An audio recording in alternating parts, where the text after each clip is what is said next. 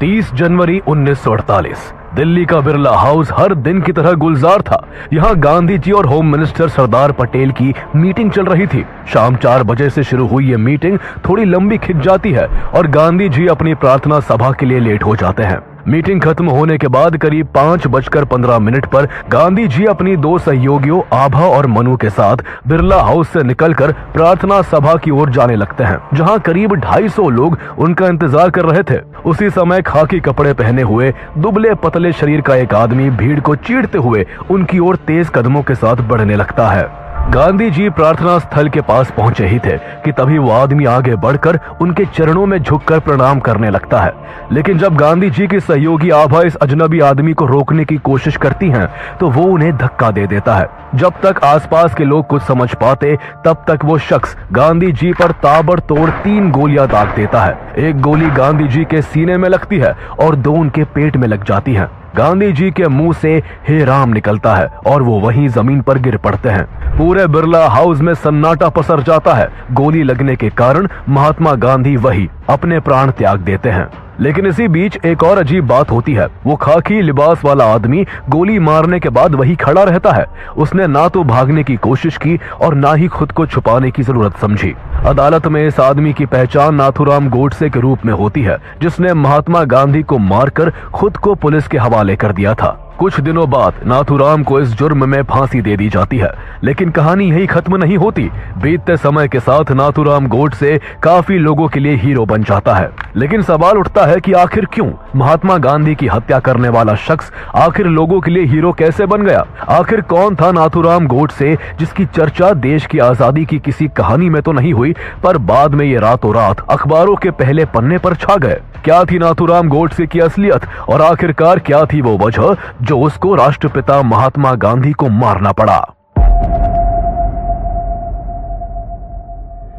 नाथूराम विनायक राव गोडसे का जन्म 19 मई 1910 को महाराष्ट्र के पुणे शहर के बारामती में हुआ था। उनके पिता विनायक वामन राव गोडसे पास के ही एक पोस्ट ऑफिस में नौकरी किया करते थे, जबकि उनकी मां लक्ष्मी एक हाउसवाइफ थी। नाथूराम के जन्म से पहले उनके माता पिता को एक बेटी और 3 बेटे हुए थे, लेकिन उनके तीनों बेटे पैदा होने के कुछ समय बाद ही मर गए। इसलिए उनके माता पिता ये मानने लगे थे कि उनके परिवार में सिर्फ लड़की ही बच सकती है। इसलिए जब उनके घर नाथूराम पैदा हुए तो उन्होंने उन्हें एक लड़की की तरह पाल पोस कर बड़ा किया। बचपन में उन्हें लड़कियों के कपड़े पहनाए गए और उनकी नाक छेद कर एक नथ भी पहना दी गई। नाक में नथ पहनने के कारण उनका नाम जो पहले रामचंद्र था वो नाथूराम पड़ गया। उनके बाद उनके भाई दत्तात्रेय, बहन शांता, फिर भाई गोपाल और गोविंद का जन्म हुआ।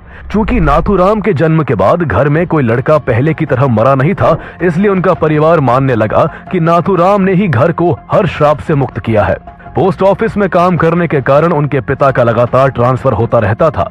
एक बार उनका ट्रांसफर एक गांव में हो गया। वहां कोई अच्छा स्कूल नहीं था और गोडसे के पिता चाहते थे कि उनका बेटा अंग्रेजी की पढ़ाई करे, इसलिए नाथूराम को पढ़ने के लिए उनकी मौसी के घर भेज दिया गया। लेकिन उनका पढ़ाई में मन नहीं लगता था। इस वजह से वो 1928 में 10वीं के एग्जाम में फेल हो गए। उन्हें स्कूल से नफरत सी हो गई थी, इसलिए वो पढ़ाई छोड़कर अपने पिता के पास रहने आ गए। 1929 में उनके पिता का ट्रांसफर रत्नागिरी में हुआ और यही से नाथूराम गोडसे के जीवन में अहम बदलाव आना शुरू हुआ। उस समय तक महात्मा गांधी चंपारण सत्याग्रह और नॉन कोऑपरेशन मूवमेंट के जरिए देश में काफी पॉपुलर हो चुके थे। गांधी जी लोगों से विदेशी कपड़ों को त्याग कर खादी कपड़े पहनने और साथ ही कांग्रेस में शामिल होने को कहते थे।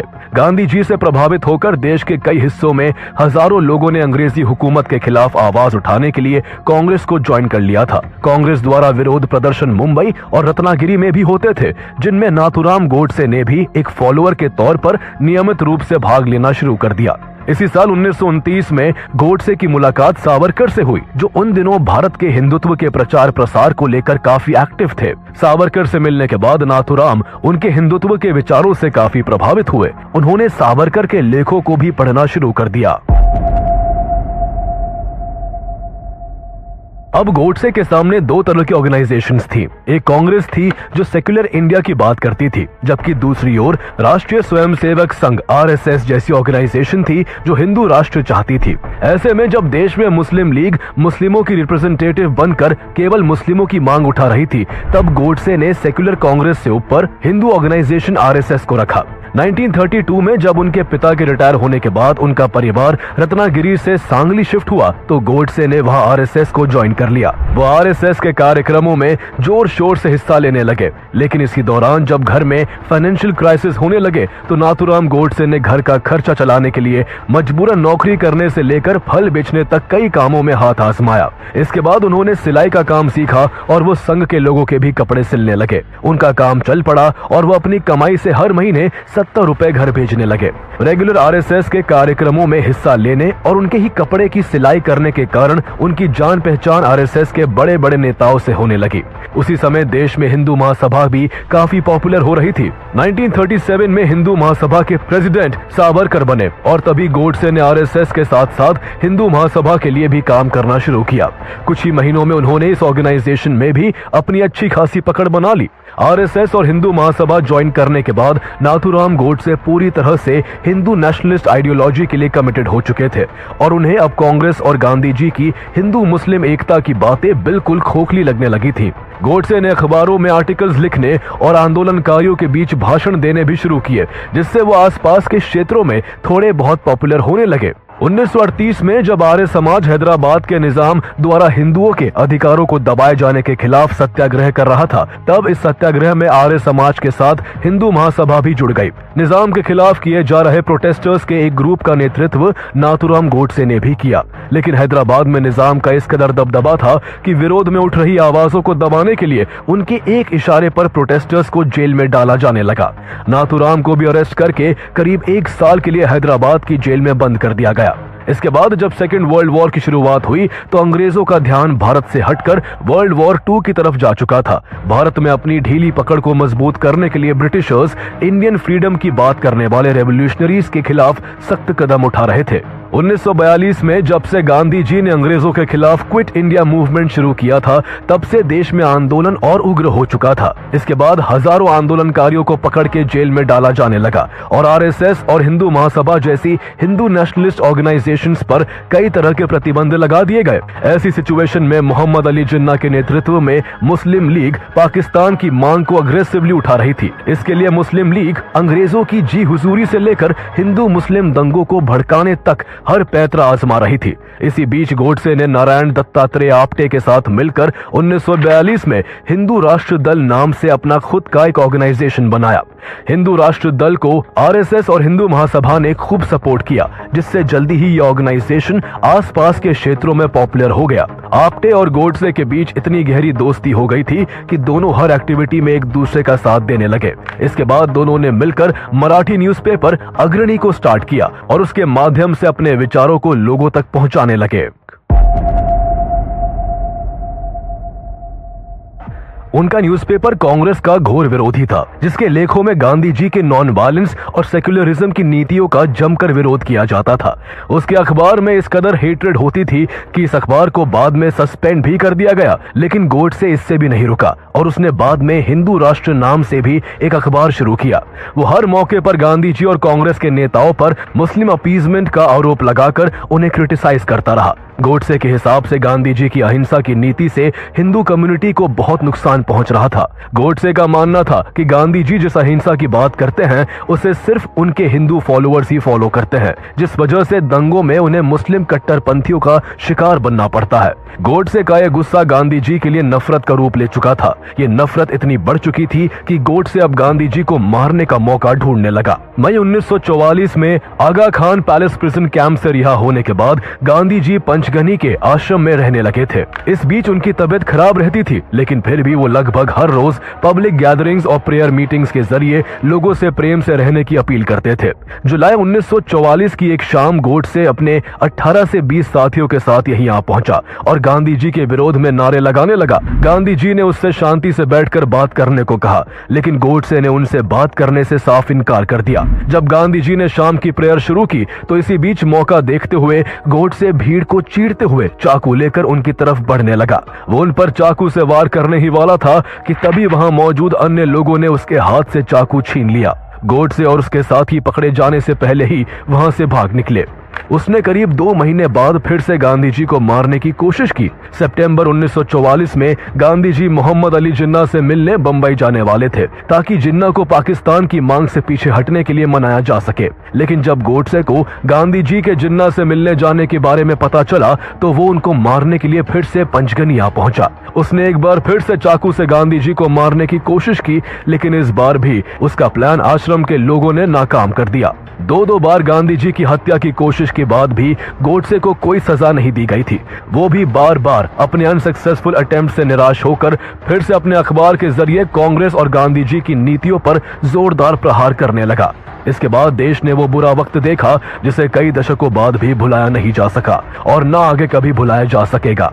इस बुरे वक्त का पहला पन्ना 1946 में कलकत्ता में हुए नरसंहार और हजारों लोगों के खून से सना हुआ है। ये दिन देश को तब देखना पड़ा जब मोहम्मद अली जिन्ना ने पाकिस्तान की ख्वाहिश में हर हद को पार करते हुए 16 अगस्त 1946 को डायरेक्ट एक्शन डे का ऐलान कर दिया, जिसके बाद कलकत्ता में मुस्लिम लीग के कट्टरपंथियों ने हिंदुओं का कत्लेआम शुरू कर दिया। ऐसे में हिंदुओं ने भी एकजुट होकर अपनी तलवारें निकाल ली, जिसके बाद हिंदू मुस्लिम दंगों ने कलकत्ता को अपनी चपेट में ले लिया। दंगों की ये आग कलकत्ता से नोआखली, बिहार और उत्तर प्रदेश समेत कई जगहों तक फैल गई। इस पूरे कॉन्फ्लिक्ट को लेकर गांधी जी ने जो बयान दिया उसने सभी हिंदू नेशनलिस्ट के गुस्से को और भी बढ़ा दिया। उन्होंने अपने अखबार हरिजन के एक लेख में लिखा कि अगर कलकत्ता के सारे हिंदू अपने विवेक का इस्तेमाल करते हुए बहादुरी से मर मिटते तो वो न केवल हिंदू धर्म को बल्कि पूरे हिंदुस्तान को बचा लेते और इस तरह हिंदुस्तान में इस्लाम भी शुद्ध हो जाता। उनके इस लेख ने हिंदुओं को बड़े स्तर पर निराश किया था। उनके इस बयान से गोडसे का यह विश्वास और पक्का हो चुका था कि गांधी जी हिंदू विरोधी हैं और हमेशा मुस्लिमों की ही चिंता करते हैं। इस नाजुक समय का मुस्लिम लीग ने भरपूर फायदा उठाया और आखिरकार कम्युनल राइट्स को भड़काकर मुस्लिम लीग को जो चाहिए था वो उसे मिल गया। डायरेक्ट एक्शन डे के करेक्ट 1 साल बाद माउंटबेटन प्लान के तहत भारत के 2 टुकड़े कर दिए गए और 14 अगस्त 1947 को पाकिस्तान वजूद में आ गया। बंटवारा होने के बाद भी दंगों की आग शांत नहीं हो सकी और हाल ये था कि पाकिस्तान से जब कोई ट्रेन भारत आती तो पूरी ट्रेन हिंदुओं और सिखों की लाशों से भरी होती थी। कहीं हिंदुओं पर जुल्म हो रहा था तो कहीं मुस्लिमों पर। दंगों की इन लपटों में दिल्ली भी उलझा हुआ था, जहां भयंकर मारकाट हो रही थी। ऐसे में जब हिंदू और मुस्लिम का एक साथ बैठना तो दूर, उनका एक रास्ते से गुजरना भी खतरा बना हुआ था, तब भी गांधी जी दोनों धर्मों के लोगों के बीच शांति कायम करने में लगे हुए थे। उन्होंने सितंबर 1947 में दिल्ली आकर दोनों धर्मों के लोगों की आपबीती सुनी। गांधी जी ने सबको मिलकर रहने की अपील करते हुए कहा कि भारत सबका देश है और यहाँ खुशी खुशी रहने का मुसलमानों को भी हक है। ऐसा सुनकर पाकिस्तान में अपना सब कुछ छोड़कर आए हिंदू और सिख शरणार्थी हैरान रह गए। इसके बाद गांधी जी सब धर्मों के लोगों में एकता लाने के लिए मल्टी रिलीजियस प्रेयर्स की सभाएं भी आयोजित करने लगे, जिसमें वो लोगों के सामने भजन, बाइबल पाठ और कुरान की आयतें नियमित रूप से पढ़ा करते।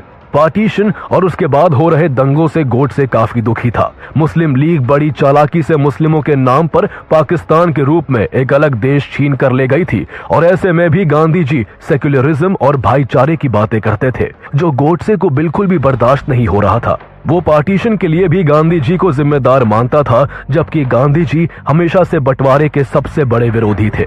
उन्होंने बंटवारे को रोकने के लिए जिन्ना से कई बार मुलाकात की थी और एक बार तो उन्होंने बंटवारा रोकने के लिए जिन्ना को यूनाइटेड इंडिया का प्रधानमंत्री बनाने का ऑफर भी दे दिया था। जब देश का बंटवारा हुआ था तब भी गांधी जी ने इस बंटवारे को गलत बताया था, लेकिन गोडसे के अंदर गांधी जी के लिए इस कदर जहर भर चुका था कि कोई भी बात उसकी नफरत को कम नहीं कर सकती थी। उसके हिसाब से गांधी जी बंटवारे के बाद भी मुस्लिमों के हित के लिए काम कर रहे थे। गोडसे का मानना था कि गांधी जी भारत में हिंदुओं से तो मुस्लिमों के साथ शांति से रहने की अपील करते हैं, लेकिन उन्होंने पाकिस्तान में मारे जा रहे हिंदुओं की रक्षा के लिए कभी कोई कदम नहीं उठाया। उसका एक गुस्सा तब और बढ़ गया जब उसे पता चला कि 13 जनवरी 1948 को गांधी जी अनशन करने वाले हैं। गांधी जी के अनशन पर बैठने के 2 कारण थे और दोनों ही कारणों से गोडसे बहुत नाराज था। पहला कारण यह था कि दिल्ली में कम्युनल दंगे बहुत बढ़ चुके थे। हिंसा और आगजनी थमने का नाम नहीं ले रही थी। ऐसे में इस अनशन के जरिए गांधी जी दंगाइयों पर नैतिक दबाव डालकर इस दंगे को शांत करना चाहते थे। इसके अलावा उनके अनशन का दूसरा कारण भारत सरकार पर दबाव बनाने का था ताकि भारत पाकिस्तान को उसके बचे हुए 55 करोड़ रुपए लौटा दे। जब देश का विभाजन हुआ था तो सरकारी संपत्ति के साथ साथ भारत और पाकिस्तान के बीच सरकारी खजाने में मौजूद रुपया भी बटा था। पाकिस्तान के हिस्से में 75 करोड़ रुपए आए थे, जिनमें से भारत सरकार ने शुरू में ही पाकिस्तान को 20 करोड़ रुपए दे दिए थे, लेकिन 55 करोड़ रुपए का पेमेंट भारत ने रोक दिया था, क्योंकि पाकिस्तान ने जम्मू एंड कश्मीर को जबरदस्ती हड़पने के लिए वहां अपने कट्टरपंथी घुसपैठियों और अपनी सेना को भेजकर मौत का तांडव मचा दिया था। हिंदू नेशनलिस्ट इस वजह से गांधी जी के अनशन पर बैठने से काफी ज्यादा नाराज थे। उनका मानना था कि जब जम्मू और कश्मीर में हिंदुओं का कत्ल किया जा रहा है और पाकिस्तान जम्मू और कश्मीर को जबरन हड़पने में लगा हुआ है, तब भी गांधी पाकिस्तान के हित की बात कर रहे हैं। जो पैसा भारत सरकार पाकिस्तान को देगी, पाकिस्तान उस पैसे का इस्तेमाल भारत के खिलाफ ही करेगा। लेकिन हिंदू नेशनलिस्ट की नाराजगी के बाद भी गांधी जी अपनी दोनों मांगों को लेकर अनशन पर बैठे रहे। उनका कहना था कि उन 55 करोड़ रुपयों पर पाकिस्तान का अधिकार है और भारत को ये रुपये हर हाल में पाकिस्तान को दे देने चाहिए। गांधी जी के अनशन को तोड़वाने के लिए जवाहरलाल नेहरू, सरदार पटेल और मौलाना आजाद समेत कई दिग्गज नेताओं ने उनसे मुलाकात की, लेकिन वो अनशन से नहीं उठे। उनके डटे रहने से जब सरकार ने पाकिस्तान को 55 करोड़ जल्द से जल्द लौटाने की बात मान ली और हिंदू एंड मुस्लिम रिप्रेजेंटेटिव्स ने भी गांधी जी को भरोसा दिला दिया कि आगे हिंदू और मुस्लिम सब मिलकर रहेंगे, तो गांधी जी ने 18 जनवरी को अनशन तोड़ दिया। ये सब देखकर गोडसे के सब्र का बांध टूट चुका था। उसे ये बात खाई जा रही थी कि कैसे भारत सरकार और भारतीय लोग गांधी जी के इशारे पर चलते हैं। उसको लगने लगा था कि गांधी जी की रिलीजियस टॉलरेंस और नॉन वायलेंस पॉलिसी पहले ही पाकिस्तान के निर्माण का कारण बन चुकी है, जिससे लाखों लोगों को बेघर होना पड़ा, और अगर गांधी जी को नहीं रोका गया तो इसका हर्जाना आगे भी हिंदुओं को ही चुकाना पड़ेगा। वो पहले गांधी जी को मुस्लिमों का हितैषी मानता था और अब उसके अंदर गांधी जी की छवि पाकिस्तान सपोर्टर की बन गई थी। गोडसे ने तय कर लिया कि वो हर हाल में गांधी जी की हत्या करेगा। इसके बाद नाथूराम गोडसे नारायण आप्टे के साथ दिल्ली आ गया। यहाँ दोनों ने नकली नामों से मरीना होटल में कमरा लिया। इसी कमरे में नाथूराम गोडसे, नारायण आप्टे, मदन लाल पहावा, विष्णु करकरे और गोपाल गोडसे ने यह तय किया कि बिरला हाउस में 20 जनवरी को गांधी जी की प्रार्थना सभा के दौरान बम से हमला किया जाएगा। बम विस्फोट मदन लाल पहावा को करना था, जिसके बाद बम से भगदड़ मचने पर गांधी जी पर गोलियां बरसाने की जिम्मेदारी दिगंबर बड़गे की थी। इस प्लान को अंजाम देने से पहले वो लोग कई बार बिरला हाउस का जायजा लेते रहे। इस सब में तय तारीख 20 जनवरी आ गई। नाथूराम गोडसे, नारायण आप्टे, मदन लाल पहावा, विष्णु करकरे, दिगंबर बड़गे, गोपाल गोडसे और शंकर किस्तैया अपने काम को अंजाम देने के लिए टाइम से ही बिरला हाउस पहुंच गए। बिरला हाउस में जब गांधी जी की इवनिंग प्रेयर मीटिंग शुरू हुई तो मदन लाल पहावा ने भीड़ से कुछ दूर पर एक बम विस्फोट कर दिया, लेकिन वो एक क्रूड देसी किस्म का बम था, जिस वजह से वहां ज्यादा बड़ा धमाका नहीं हो सका। साथ ही दिगंबर बड़गे, जिसे गोली चलानी थी, उसके एंड टाइम पर ऐसा करने में हाथ कांप गए और वो वहां से भाग निकला, लेकिन इस बीच मदन लाल पहावा को पकड़ लिया गया। मदन लाल पहावा के अलावा बाकी सब वहां से भागने में कामयाब हो चुके थे। मदन लाल पहावा ने पुलिस कस्टडी में गोडसे का सारा प्लान खोल दिया था, इसलिए पकड़े जाने के डर से नाथूराम गोडसे ने नारायण आप्टे के साथ दिल्ली छोड़ दी और कानपुर, बॉम्बे, पुणे और ग्वालियर में जगह बदल बदल कर रहने लगा। वो ग्वालियर में हिंदू महासभा के एक मेंबर दत्तात्रेय सदाशिव परचुरे से मिला, जिसने उसे 7 चैम्बर की एक semi automatic M1934 Beretta pistol दी। गोडसे पिछले प्रयास की नाकामी से परेशान था। उसने अब ठान लिया था कि गांधी जी की हत्या वो खुद इसी पिस्टल से करेगा। इसके बाद वो नारायण आप्टे के साथ फिर से दिल्ली आ गया। पुलिस एक्शन के भय से इस बार वो मरीना होटल नहीं गया, बल्कि वो और Narayan Apte old Delhi railway station के वेटिंग रूम में ठहरे। गोडसे का प्लान 30 जनवरी की शाम को गांधी जी को उनकी प्रार्थना सभा में ही मारने का था। प्लानिंग की गई कि बुर्का पहनकर गांधी जी की प्रार्थना सभा में पहुंचा जाए। बाजार से एक बड़ा सा बुर्का भी खरीद कर लाया गया, लेकिन जब नाथूराम ने उसे पहनकर देखा तो उसे लगा कि बुर्के से पिस्टल निकालने में मुश्किल आएगी, इसलिए बुर्का पहनने का प्लान ड्रॉप कर दिया गया। इसके बाद गोडसे ने खाकी कपड़े पहने, अपनी बेरेटा पिस्टल निकाली, उसमें 7 गोलियां भरी और एक तांगा करके गांधी जी की प्रार्थना सभा के लिए बिरला हाउस निकल गया। 20 जनवरी को हुए हमले के बाद बिरला हाउस में 30 पुलिसकर्मियों की तैनाती कर दी गई थी, लेकिन इस दिन गांधी जी के साथ रहने वाले पुलिसकर्मी एपी भाटिया गैर हाजिर थे। उस दिन उनकी कहीं और ड्यूटी लगा दी गई थी। उनकी जगह पर गांधी जी की सुरक्षा में कोई तैनात नहीं किया गया। हर दम उनके संग रहने वाले उनके अटेंडेंट गुरुबचन सिंह भी उस दिन वहां मौजूद नहीं थे। गांधी जी की प्रार्थना सभा का टाइम शाम के 5 बजे का फिक्स था, लेकिन उनकी वल्लभ भाई पटेल के साथ मीटिंग कुछ लंबी खिंच गई और वो 5:10 पर फ्री हो सके। अब तक करीब 250 लोगों की भीड़ गांधी जी की प्रार्थना सभा में शामिल होने के लिए पहुंच चुकी थी, जिसमें से एक नाथूराम गोडसे भी था, जो गांधी जी के वहां आने का बेसब्री से इंतजार कर रहा था। तभी उसे गांधी जी अपनी दोनों सहयोगियों आभा और मनु के कंधों का सहारा लेकर प्रार्थना सभा की ओर आते हुए दिखे। गांधी जी प्रार्थना स्थल के पास पहुंचे ही थे कि नाथूराम गोडसे ने उनकी तरफ बढ़कर उनके पैर छूने का नाटक किया, लेकिन जब उसे ऐसा करने से गांधी जी की सहयोगी ने रोकने की कोशिश की तो उसने उन्हें धक्का देकर एक के बाद एक लगातार 3 गोलियां गांधी जी पर दाग दी। जब तक कोई कुछ समझ पाता, गांधी जी लहूलुहान होकर वहीं गिर पड़े और उनके मुंह से केवल 2 शब्द निकले, हे राम। कुछ देर बाद वहां मौजूद डॉक्टर बीपी भार्गव ने गांधी जी को चेक किया और करीब 5:40 पर उन्हें मृत घोषित कर दिया। पूरा देश बापू की मौत की खबर से सन्न था। खबर मिलते ही पंडित नेहरू भी तुरंत बिरला हाउस पहुंच गए और वो बापू के खून से लथपथ शरीर से लिपट कर रोने लगे। हर तरफ शोक पसरा हुआ था। गृह मंत्री सरदार वल्लभ भाई पटेल को गांधी जी की मौत से इतना गहरा धक्का पहुंचा कि उन्होंने गांधी जी की हत्या को अपनी नाकामी मानते हुए अपना इस्तीफा सौंप दिया। हालांकि जवाहरलाल नेहरू इसके लिए तैयार न हुए और उन्होंने सरदार पटेल का इस्तीफा अस्वीकार कर दिया। गांधी जी पर गोली चलाने के बाद गोडसे वहां से भागा नहीं था। वो वहीं खड़ा रहा और उसे फिर पुलिस ने हिरासत में ले लिया। गोडसे के अरेस्ट के बाद गांधी जी की हत्या की प्लानिंग के आरोप में नारायण आप्टे, शंकर किस्तैया, विनायक दामोदर सावरकर, नाथूराम गोडसे के भाई गोपाल गोडसे, मदन लाल पाहवा, विष्णु करकरे, दत्तात्रेय परचुरे और दिगंबर बड़गे को अरेस्ट किया गया। इस केस का ट्रायल मई 1948 में शुरू हुआ और इस केस की सुनवाई के लिए दिल्ली के लाल किले में स्पेशल कोर्ट बनाया गया। स्पेशल जज आत्माचरण की कोर्ट में इस केस की सुनवाई शुरू हुई। जून 1948 से नवंबर 1948 के बीच स्पेशल कोर्ट में कुल 149 गवाहों ने अपनी गवाही दी। जब गोडसे को अपना पक्ष रखने का मौका मिला तो उसने 30,000 शब्दों का अपना एक कन्फेशन पढ़ा। उसका डिफेंस 2 मुख्य आर्गुमेंट्स पर आधारित था। पहला ये कि गांधी के मर्डर के लिए केवल वही रिस्पॉन्सिबल था और दूसरा ये कि उसका ये एक्ट किसी पर्सनल ग्रज के कारण नहीं बल्कि पूरी तरह से एक पॉलिटिकल आइडियोलॉजी से प्रेरित था। 10 फरवरी 1949 को स्पेशल कोर्ट ने अपना फैसला सुनाया। नाथूराम गोडसे, नारायण आप्टे और 5 अन्य को दोषी पाया गया। गोडसे और आप्टे को मौत की सजा सुनाई गई। विष्णु करकरे, मदन लाल पाहवा, शंकर किस्तैया और गोपाल गोडसे को उम्र कैद की सजा दी गई, जबकि दत्तात्रेय परचुरे को 7 साल की सजा सुनाई गई। सावरकर को सबूतों के अभाव में बरी कर दिया गया और दिगंबर बड़गे सरकारी गवाह बन गए। बाद में गोडसे समेत सभी आरोपियों ने इस फैसले को पंजाब हाई कोर्ट में चैलेंज किया। हाई कोर्ट में 3 मेंबर्स बेंच ने इस केस की सुनवाई की।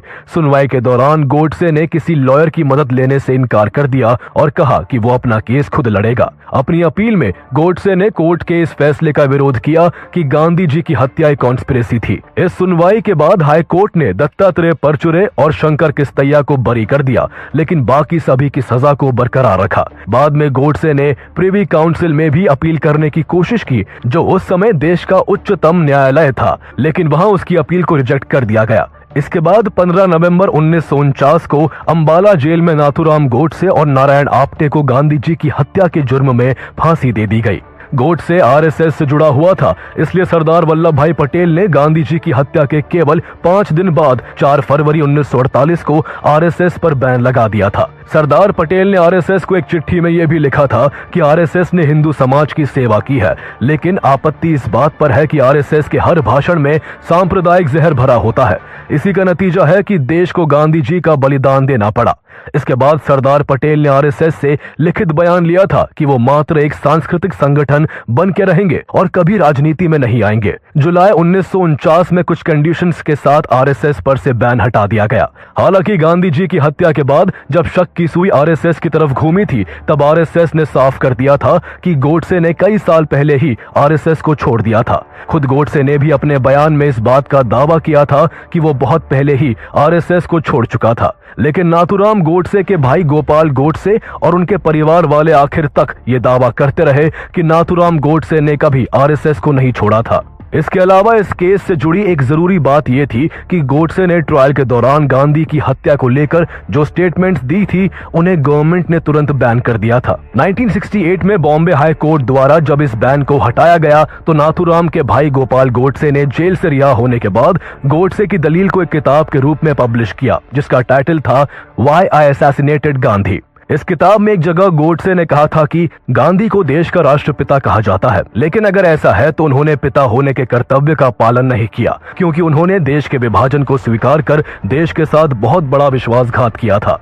आगे गोडसे ने यह भी कहा कि मुझे पता है कि गांधी की हत्या करने की वजह से मेरी जिंदगी बर्बाद हो जाएगी और लोग मुझसे नफरत करेंगे, लेकिन मुझे यकीन है कि गांधी के बिना भारतीय राजनीति प्रैक्टिकल रिटेलिएट करने में सक्षम और आर्म्ड फोर्सेस के साथ मजबूत होगी और भारत पाकिस्तान के अत्याचारों से बच जाएगा। गोडसे का बयान सच के करीब था, यह सच से बहुत दूर। इसका आंकलन तब से लेकर आज तक हर कोई अपने अपने हिसाब से करता रहा है। गोडसे को लेकर लोग कभी एकमत नहीं हो सके। किसी की नजर में वो हीरो है तो कोई उसे आजाद भारत का पहला टेररिस्ट मानता है। आप गोडसे को किस नजर से देखते हैं?